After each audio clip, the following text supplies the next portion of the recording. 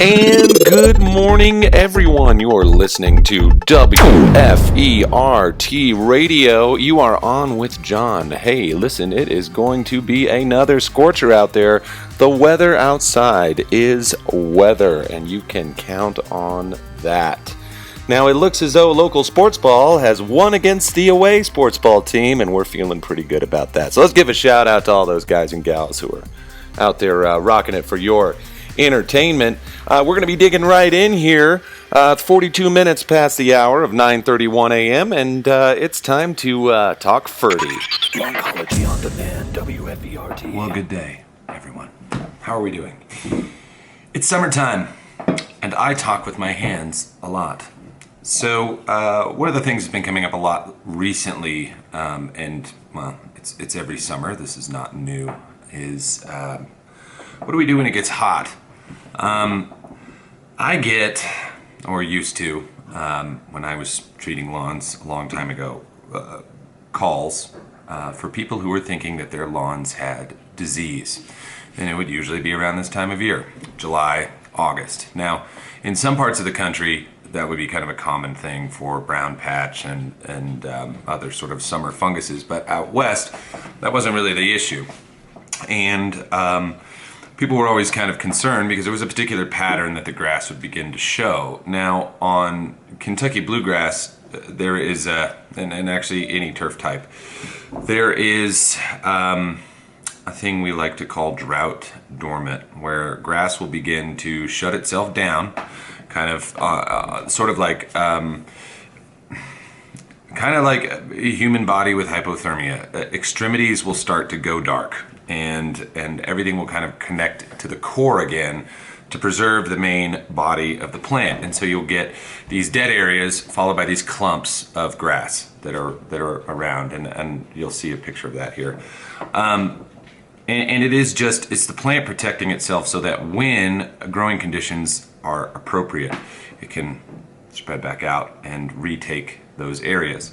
And the dead grasses are just kind of covering up and shielding the soil to keep it from blowing away, basically. So you have sort of a twofold thing that's happening there. Now, let's talk about this from a couple of different perspectives. Now, usually when there's a big heat wave, drought, we see lawns start to burn up. That's usually what people say. Oh, they're burning up, so don't feed it. Don't come out, don't do my next service. Well, interestingly enough, okay, so in the summertime, we're not really trying to push much growth anyway. That's not the goal. It's color, and it's a time to really do some more soil correction. So we want to be still applying and adding nutrients down to get it into the ground so that grass can actually make a recovery and you're not replacing a lawn. You can actually bring it back, which is a lot less expensive and more efficient. So it's not a good time to get rid of lawn care or to stop fertilizing or to stop doing these things, because it's a good time to be putting things into the soil if the plant's not necessarily taking it out. Now, the flip side of that is water is king, okay? So most grasses, I'm going to go sort of broad spectrum here, most grasses require 1.25 inches to 1.5 inches of water a week. It's a lot. And if you want to put that in perspective, find a 9x13 Pyrex cooking pan. Put a 1/2 gallon of water into a jug and pour it in there and see how much water actually fills up. That's not even a square foot. So when you think about how many gallons it takes, most pop-ups are running 0.6 to 1.6 if they're big rotors, gallons per minute. If you're watering 30 minutes, per head on a zone, maybe you're going to get 180 gallons of water out. Well, that's not a ton when you're thinking about how much area has to be covered.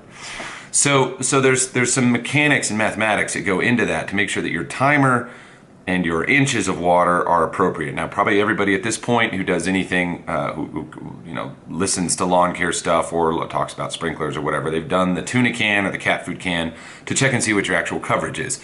And knowing that you've got head-to-head. Now, in a lot of areas, municipalities are telling you when you can water also. And that can be a problem because what you see coming out of your sprinklers in the day is going to be completely different than at night when all of your neighbors are watering, if that's when they're telling you to do it. Now, I come from a different school of thought, where mine is Grass in the summer is a lot like you in the summer. So when you're hot, what do you want? You want to cool down. So most of the time we look forward to these cool nights when the sun goes down and everything kind of chills out. Well, guess what? The stress point has already happened.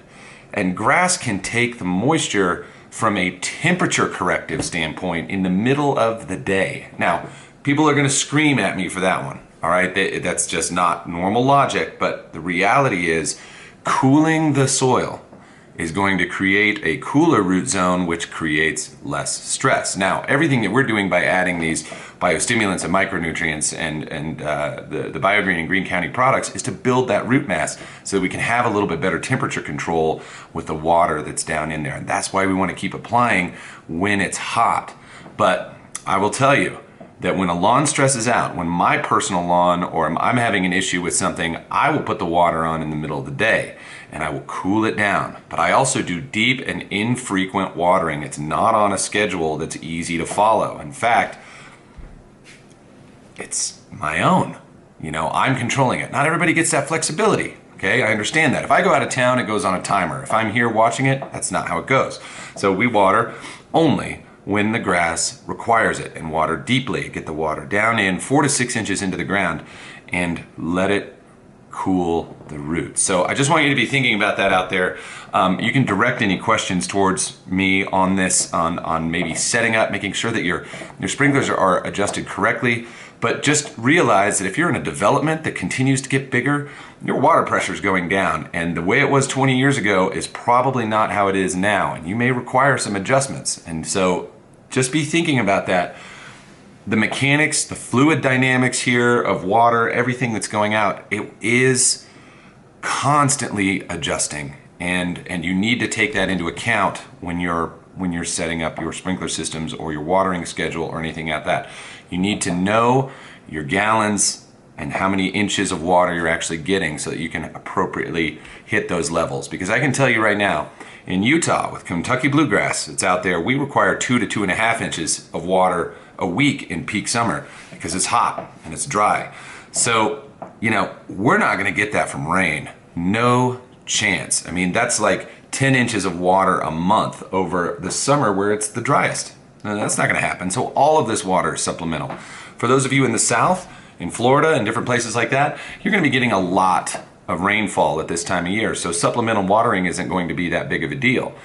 So just monitor your lawn, make sure you're watering deeply, get a moisture meter, check that thing down 6 inches deep. It needs to be moist, not soaking wet.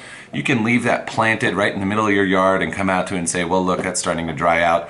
I'm gonna go ahead and give this baby some water. So keep the nutrition flowing, even if the grass is in that drought dormant state. It's going into the soil. It's going to help flush everything back up. So we really wanna do that, okay?